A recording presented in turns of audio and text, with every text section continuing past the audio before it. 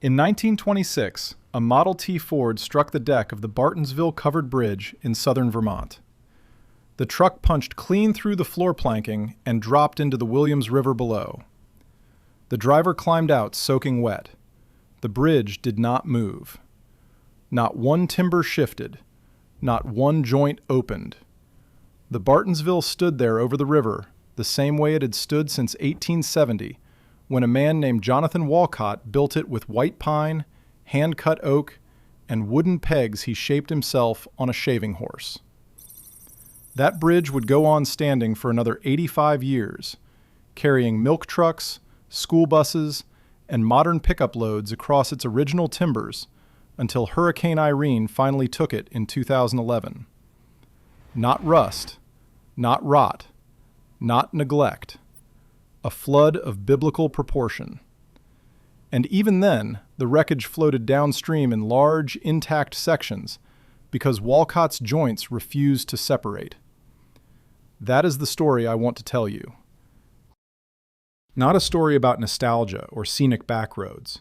A story about engineering so precise and so quietly brilliant that we have spent 150 years failing to fully understand how they did it. At the peak, around 1860, approximately 14,000 covered bridges stood across America. They crossed rivers that had no other crossing. They connected towns that would have been islands without them. And they were built almost entirely by farmers, millwrights, and self-taught carpenters who never set foot inside a university. Today, roughly 700 of those bridges survive. Some of them still carry vehicle traffic. Some of them still hold loads that would buckle a modern wooden structure in a single season. And the question that haunts every structural engineer who examines them is the same question I have been asking since I first walked through one in New Hampshire more than 20 years ago. How is that even possible? The problem was water. It was always water. Before the covered bridge, America built open wooden bridges, pine and oak spans thrown across creeks and rivers with iron bolts and exposed joinery. They worked for about 15 years. Then the rain got into the grain. The freeze-thaw cycles of New England winters split the fibers apart, slowly, invisibly, from the inside out. Ice crystals formed in the cells of the wood each December, expanding the grain, opening microscopic cracks that would never close again. The joints swelled in the wet spring, shrank in the dry summer heat, then loosened in autumn. Fungus colonized the heartwood through the cracks the ice had opened. Carpenter ants followed the fungus into the softened wood. And within 2 decades, a bridge that cost a town its entire annual budget was sagging at mid-span, cracking at the joints, and threatening to drop the next heavy wagon into the current below. This was not a minor inconvenience. This was an existential crisis for rural America. In the early 1800s, rivers were not scenic backdrops for painters and poets. They were barriers, lethal, impassable barriers that divided communities and isolated families. A river without a bridge meant a ferry, and a ferry meant waiting, sometimes for hours, sometimes for days in flood season when the current ran too fast for the ferryman to risk the crossing. It meant paying a ferryman who set his own prices and answered to nobody.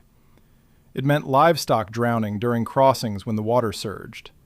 It meant children who could not get to school on the far bank, the sick who could not reach the doctor, grain rotting in barns because the farmer on the wrong side of the water could not get his harvest to the mill. A town on the wrong side of an unbridged river was a town slowly strangling. Bridges were not architecture, they were survival. But wood was the only material available in sufficient quantity. Iron was expensive, scarce, and required foundry work that most rural communities could not access. Stone arch bridges demanded trained masons, enormous labor forces, and years of construction. Wood was everywhere. The forests of New England, Pennsylvania, and the Ohio Valley were dense with white pine, oak, hemlock, and spruce. Straight-grained timber that could be felled, hewn, and shaped with an axe, a broadaxe, and an adze. The raw material stood right there on the hillsides, waiting to be cut. The problem was not getting the wood. The problem was making it last long enough to justify the expense and the labor of building a bridge at all. If you have followed this channel for any time, you know we do not tell simple stories here. We tell the stories of people who solved problems that should have been unsolvable, using nothing but their hands, their tools, and the knowledge passed down from the generation before them. If that is the kind of history you want to keep hearing, subscribe now, because these stories are not taught in any classroom I have ever seen, and they deserve to be remembered before the last of the evidence rots away. The answer to the water problem was, on its face, absurdly simple. Put a roof on the bridge. Cover the structural timbers so rain and snow never touch them. Protect the trusses the same way you protect the frame of a barn. Shelter the wood, and the wood will outlast the builder's children, and the builder's grandchildren. That single idea turned a 15-year structure into a 200-year structure. It is the single most consequential innovation in the history of American timber construction. But the simplicity of the concept hides a staggering complexity in the execution. A roof over a bridge is not a barn roof. A barn roof sits on walls anchored to a stone foundation. The loads travel straight down. Gravity does all the work. A bridge roof sits on trusses that are spanning open air over running water, carrying dynamic loads that shift and bounce with every wagon wheel, every horse hoof, every footstep. The roof must be rigid enough to shed rain and snow without pooling, but light enough that it does not collapse the span it protects. The trusses beneath that roof must carry the weight of the roof, the roadway deck, and every load that crosses, while flexing just enough to absorb vibration and thermal movement without cracking at the joints. Too rigid and the bridge snaps under shock. Too flexible and it sways itself apart. The builders had to find the exact balance, and they found it without engineering tables, without load calculators, without stress diagrams. They found it by feel, by accumulated experience, by watching what held and what fell. 3 men solved this problem in 3 different ways across 3 decades, and between them, they created the structural vocabulary that would define American bridge building for the rest of the 19th century. The first was Theodore Burr. Born in Torrington, Connecticut in 1771, Burr was a bridge builder and self-trained engineer with an obsession for span length that bordered on mania. He wanted to build wooden trusses that could reach across rivers that had defeated every previous attempt. He studied the physics of the arch, how a curved structural member converts downward force into lateral thrust that pushes outward against stone abutments, rather than pulling down on the vulnerable midspan. In 1817, he patented the Burr arch truss. The design combined a traditional multiple king post truss, which uses vertical posts and diagonal braces to create a rigid triangulated framework, with a long sweeping arch that ran from one stone abutment to the other, passing through and connecting to the truss members along its entire length, binding the whole structure into a single self-reinforcing system. The arch carried the compression loads. The truss framework carried the tension loads. Together, they distributed weight across the entire span in a way that no single structural system could achieve alone. The Burr arch changed what was possible. A standard king post truss was limited to perhaps 60 or 70 feet before the timbers began to sag dangerously under load. The Burr arch could span 100 feet, 150 feet, even 200 feet of open water, and it accomplished this with nothing but timber and wooden pegs, no iron, no steel. Wood and geometry and the precise hands of the men who cut the joints. I need you to understand what wooden pegs means in this context. These are tree nails, hardwood dowels, usually white oak or black locust, turned on a simple foot-powered lathe or shaped by hand with a draw knife, then driven with a mallet into bored holes to pin mortise and tenon joints together. No iron in the original structural frames, no bolts, no nails holding the trusses together. The original Burr arch bridges were held together entirely by the geometry of their joints and the friction of wooden pegs swelling tight inside wooden holes. Think about what that means in practice. When the humidity rose in spring, the oak pegs expanded inside the mortise holes, and every joint in the bridge cinched a fraction tighter. When the air dried in autumn, the natural compression of the tenon shoulder bearing hard against the mortise cheek held everything firm. The bridge was, in a very real sense, a living system. It breathed with the seasons. It swelled in the wet and tightened in the dry. It moved with temperature changes, expanding in summer heat and contracting in winter cold, but never enough to open a joint, never enough to lose its shape. That capacity for controlled movement is one of the critical reasons these structures have lasted so long. They flex where a rigid, bolted connection would crack under the same forces. They absorb loads that a welded steel joint would resist until it fractured. They do not fight the forces acting on them. They negotiate.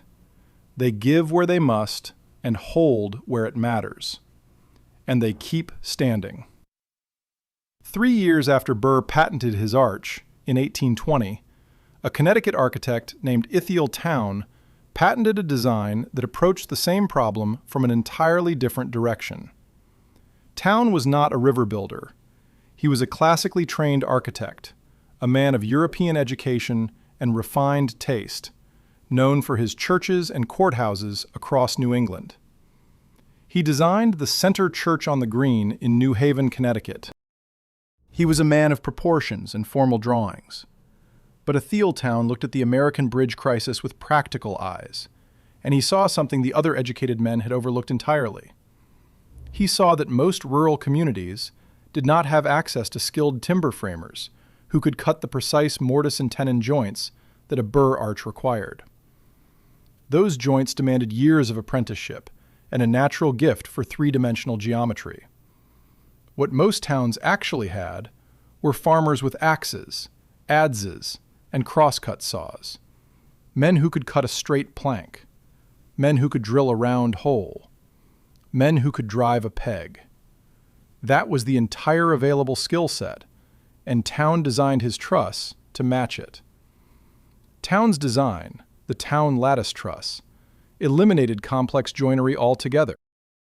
Instead of mortise and tenon connections, it used a lattice of overlapping planks, each about 3 inches thick and 10 to 12 inches wide, arranged in a diagonal crisscross pattern and pinned together at every intersection with tree nails. The result was a web of triangulated members that spread loads across hundreds of individual connection points, rather than concentrating stress at a few critical joints. It was a massively redundant system. If one plank cracked, the load redistributed to the surrounding connections. If a peg sheared, 50 others around it picked up the slack. If an entire section of lattice deteriorated with age, the pattern itself still held. The bridge did not depend on any single member or any single joint. It depended on the web. Towne was also a businessman with sharp instincts. He patented the lattice truss and charged $1 per foot for any bridge built using his design. If a builder used the design without paying the license fee, Towne charged $2 per foot and was willing to go to court over it. He traveled the country inspecting bridges, collecting his royalties, and filing occasional lawsuits against builders who tried to replicate his lattice on the cheap. At $1 per foot, a 200-foot bridge cost $200 in patent fees before a single timber was cut. Real money in the 1820s. But builders paid it willingly, because the alternative was weeks or months of skilled labor cutting the complex joints a Burr arch demanded. With the Towne lattice, a crew of local farmers could raise a bridge in a matter of days. The arithmetic spoke for itself. The third innovator was William Howe, a Massachusetts inventor who saw the direction bridge building needed to travel before anyone else did. In 1840, Howe patented the Howe truss, a design that introduced vertical iron tension rods into the wooden framework for the first time in American practice. The wooden diagonals in a Howe truss carry compression, angling outward against the top and bottom chords. The iron rods carry tension, pulling the chords together and keeping the truss from spreading under load. It was the first true hybrid structure in American bridge engineering, the first to combine wood and iron into a single integrated system. And it solved a problem neither the Burr arch nor the town lattice could address: adjustability. If a timber shrank over time and a joint developed play, a builder could simply tighten the iron rods with a wrench. No disassembly, no recutting of joints, just a turn of a nut, and the truss was snug again. The Howe truss became the standard for railroad-covered bridges, where the loads were orders of magnitude greater than wagon traffic. A single locomotive could weigh 40 or 50 tons, and the dynamic forces of steel wheels hammering along iron rails sent shock waves through the structure that would have shaken a lighter all-timber truss to pieces within a few seasons. Railroad-covered bridges had to be stronger, stiffer, and more durable than road bridges, and the Howe truss delivered all three. Between these three men and their designs, the Burr arch of 1817, the town lattice of 1820, and the Howe truss of 1840, American builders possessed the structural tools to cross almost any river on the continent. By 1860, approximately 14,000 covered bridges stood in the United States.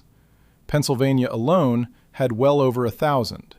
Vermont, New Hampshire, Ohio, Indiana, Oregon, wherever timber grew tall and straight and rivers ran wide, the covered bridge followed. These were not quaint roadside decorations. They were the circulatory system of a growing nation, carrying grain and timber and livestock and families and mail and commerce from one side of the water to the other, one crossing at a time. But here is what haunts me. The men who actually built the 14,000 bridges were not the patent holders.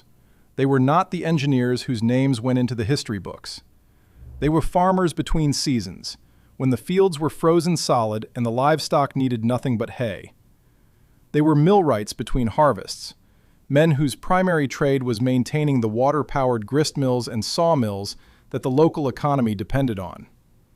They were carpenters, who learned their trade not from textbooks, but from standing beside their fathers on previous bridge projects, watching how a tenon was marked and cut, how a mortise was chopped clean, how a tree nail was driven so the peg would swell in the hole rather than split the surrounding timber.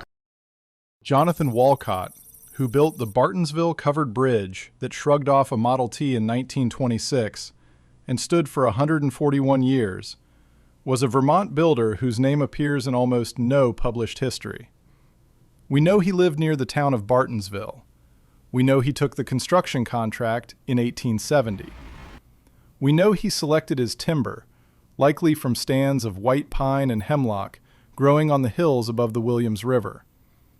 We know he shaped every joint by hand, bored every peg hole with a hand-cranked auger, and drove every tree nail with a wooden mallet. We know the result lasted until 2011. But we do not know where he learned his trade, who taught him to read a river current, or where he is buried. His grave, if it survives at all, is almost certainly unmarked. That silence is the true story of the covered bridges. For every Theodore Burr, whose name survived in patent filings, for every Ithiel town whose architectural career guaranteed a mention in the reference books, there were hundreds of Jonathan Walcotts, whose only lasting monuments are the bridges themselves, standing over rivers in small towns where nobody remembers who built them or how. Think about what it took to raise one of these bridges. Before a single timber could be placed, the builders had to construct falsework, a temporary wooden scaffold that spanned the river and supported the bridge trusses until the structure was complete and self-supporting. Falsework was built in the water itself, with heavy timber posts driven into the riverbed, or set on stone cribs, and a platform of planks laid across the top to create a working surface.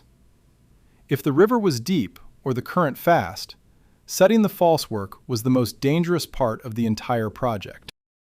Men worked in cold water up to their waists, wrestling heavy timbers into position against the current, driving posts with sledgehammers, while the river tried to sweep them downstream. There were no safety harnesses, no hard hats, no regulations of any kind.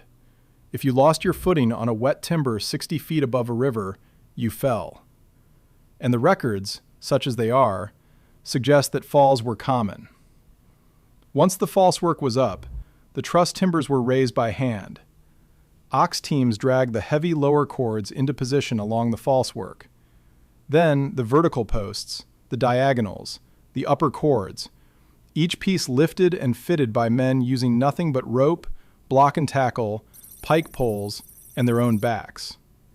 A single bottom cord timber for a Burr arch bridge might weigh 1,000 pounds or more. It had to be lifted, positioned to within a fraction of an inch of its intended location, and held there while the connecting joints were fitted and the tree nails driven. This was done by hand. All of it. I have stood inside the Bridgeport covered bridge in California at sunrise, and I can tell you the light enters through the lattice work in angled shafts that fall like cathedral light across the deck planks. The air smells of aged timber, river stone, and the mineral edge of the creek below. The floor is worn smooth in 2 parallel tracks where 150 years of wheels have polished the grain to a surface you could not achieve with any sandpaper. And the tree nails, the wooden pegs that hold the lattice members together, are still in place, still tight, still bearing their share of every load that crosses. I have driven across the Cornish-Windsor covered bridge, which connects Cornish, New Hampshire to Windsor, Vermont, across the Connecticut River. 449 feet of town lattice truss, built in 1866, still carrying daily vehicle traffic 160 years later. Full-weight pickup trucks cross it every morning. School buses carrying children cross it every school day. Fire trucks have crossed it during emergencies, the entire structure groaning under the concentrated load, but holding. Always holding. You can hear the floorboards creak under your tires, the same way they creaked under iron-rimmed wagon wheels in 1866. And if you stop in the middle, which I have done, though you should not, you can feel the whole structure shift beneath you. Not failure, not weakness, breathing. The bridge flexing under your weight, the way it has flexed under every weight for 160 years, absorbing the load, distributing it through the lattice, and standing. The enemies of covered bridges were never the loads they carried. The trusses were more than sufficient for the loads. The enemies were fire, flood, and the slow erosion of memory that we call neglect. Arson destroyed more covered bridges across America than any engineering failure. Teenagers with matches, and nothing better to do on a summer night. Vagrants who built warming fires inside the enclosed spans during cold months and could not control the blaze. Neighbors settling grudges. A covered bridge with its bone-dry timber and enclosed interior acting as a natural chimney draft burned fast and burned completely. Once the fire took hold, there was nothing anyone could do. The bridge was gone in 15 minutes, and a crossing that had served a community for decades vanished in a column of sparks and smoke. Floods were the other great killer, and they struck with a violence that could erase an entire region's bridge infrastructure in a single night. The 1869 Vermont flood remains one of the worst natural disasters in New England history, and it was a catastrophe for covered bridges specifically. 200 covered bridges were destroyed in that single event, 200 crossings gone in one terrible spring. Rivers rose so fast and so violently that bridges which had withstood decades of weather and traffic were lifted entirely off their stone abutments and tumbled downstream in churning masses of timber, shingles, and shattered deck planking. The Connecticut River, the White River, the Winooski, the Lamoille. Every major waterway in Vermont became a covered bridge graveyard. The cost was not just financial, it was functional. Communities that had depended on those crossings for every aspect of daily life were suddenly cut off, isolated by the same rivers the bridges had tamed. But the bridges that survived the fires, the floods, and the decades of indifference kept standing. They kept standing because the men who built them understood wood as a structural material at a depth we have largely lost in the age of engineered lumber and laminated beams. Wood is not static. It absorbs moisture from humid air and releases it in dry weather. It expands and contracts with temperature. Its fibers cure and harden over decades, developing internal compression stresses that actually tighten certain joints as the years pass. A 50-year-old tree nail is tighter than a new one. A 100-year-old tree nail is tighter still. The old builders knew this, not in the language of polymer chemistry, but in the language of hands and eyes and a lifetime of working the material. They selected their timber in winter, when the sap was down and the cellular structure was at its densest and most stable. They seasoned it slowly, sometimes for a full year under cover, before cutting a single joint. They oriented the grain of each member to resist the specific forces it would face in the finished truss: compression members with grain running straight along the axis, tension members selected for interlocking grain that resisted splitting. They were materials scientists who never used the term. They called it knowing your wood. If you have stayed with me this far, you are exactly the kind of person this channel exists for. Someone who believes that the men who built this country with hand tools and hardwood pegs deserve to have their work remembered. If you feel that way, I am asking you directly. Subscribe. Share this with someone who cares about this history the way you do. Because these bridges are still disappearing, one by one. To fire, to flood, to the quiet indifference of communities that have forgotten what they have. And when a bridge goes, the story it carried in its timbers goes with it. Forever. Pennsylvania has the most surviving covered bridges of any state, and walking through them is like reading a physical textbook of American timber engineering. You can see the evolution from simple king post trusses on short creek crossings to elaborate Burr arches reaching across wide valley rivers. Each bridge is a record of the community that funded it, the river it was built to cross, and the specific builder whose craftsmanship determined whether the structure would last a lifetime or 3 lifetimes. The preservation of these bridges has become its own stubborn, unglamorous war, fought mostly by volunteers. In Vermont, New Hampshire, Pennsylvania, Ohio, Indiana, and Oregon, small organizations of retired engineers, local historians, former timber framers, and the grandchildren of the original builders have spent decades fighting to protect what remains. State highway departments often see covered bridges as obstacles. Wider roads need wider bridges. Heavier trucks need steel-reinforced decks. Traffic engineers want load ratings and sight distances, not heritage plaques and weight restrictions. The pressure is always the same. Tear it down, pour concrete, move traffic. But the volunteers persist. They tap timbers with hammers and listen for the hollow, dead sound that means the heartwood has rotted. They probe joints with steel awls, feeling for the softness that signals decay.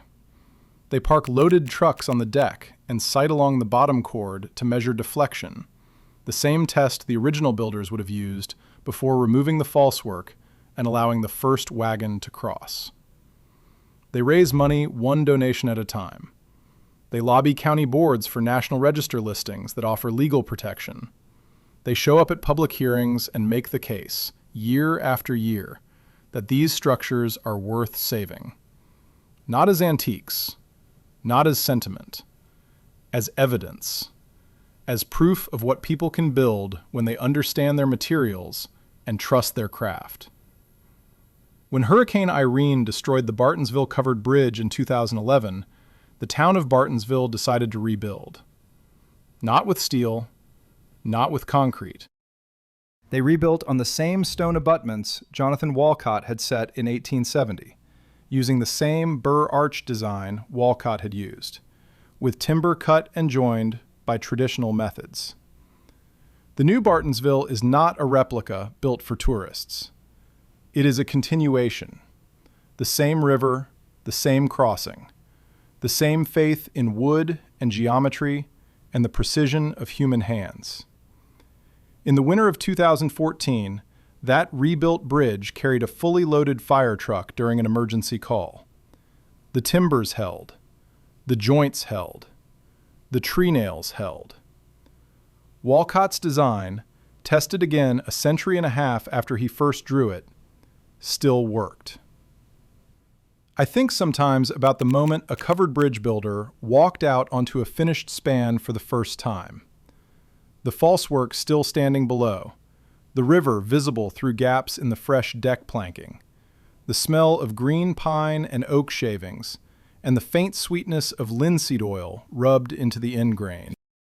He would have walked the full length, feeling the deck flex slightly beneath his boots, a quarter-inch of deflection at mid-span, maybe less, but enough to register in the soles of his feet, enough to tell him the structure was responding to his weight, alive, transferring his load through the trusses to the abutments and down into the bedrock. He would have looked up at the underside of the roof framing, the simple gable roof that existed for one reason only, to keep the rain off his trusses, and he would have known with quiet certainty that the thing he built with his hands and his tools and his wooden pegs would still be standing when his grandchildren had grandchildren of their own. He was right. The covered bridges of America are not relics of a simpler time. They are not postcards. They are not calendar photographs or tourist detours for leaf season. They are physical, load-bearing, still functioning proof that human beings working with nothing but wood, hand tools, and an understanding of structural forces they could never have written as equations, built structures that have outlasted nearly everything the industrial age produced in the century that followed. The steel highway bridges of the 1950s are already being torn out and replaced. The concrete overpasses of the 1970s are crumbling from the inside, rebar corroding, surfaces spalling in the same freeze-thaw cycles the old builders dealt with 2 centuries ago using nothing but white pine and oak pegs. But the wooden covered bridges of the 1840s, the 1850s, the 1860s, they stand. The Burr arch still transfers compression through its curve. The town lattice still distributes load across its web of pinned planks. The tree nails are still tight. The roofs still shed the rain. There is a particular sound a covered bridge makes when you drive through it.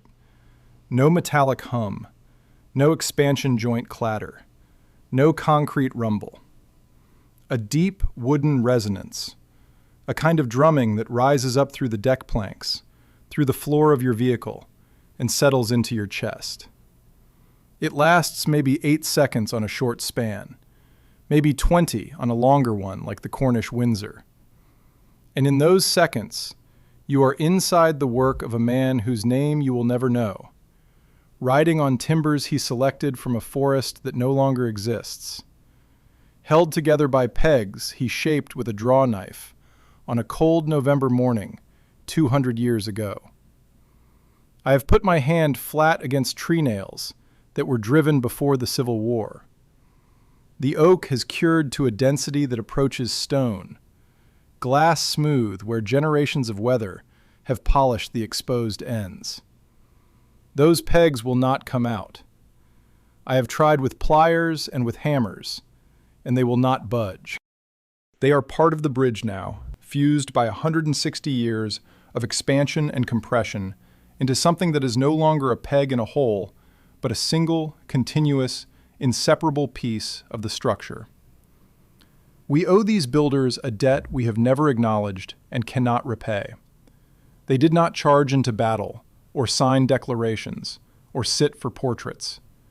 They showed up at a riverbank in November with axes and adzes and crosscut saws, with rope and block and tackle, with oxen to drag the heavy timbers into position.